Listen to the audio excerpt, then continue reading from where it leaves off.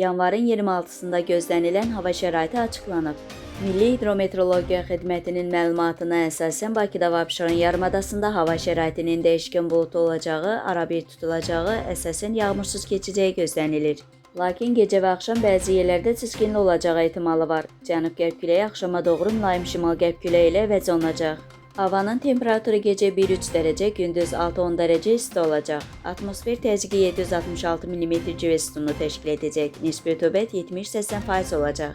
Azərbaycanın rayonlarında hava şəraitinin əsasən yağmursuz keçəcəyi, lakin axşam bəzi şərq rayonlarında yağıntılı olacağı, dağlıq ərazilərdə qar yağacağı gözlənilir. Bəzi yerlərdə arabir duman olacaq, mülayim qərb küləyi arabir güclənəcək. Havanın temperaturu gecə 2 dərəcə şaxtadan 3 dərəcəyədək isti, gündüz 8-12 dərəcə isti.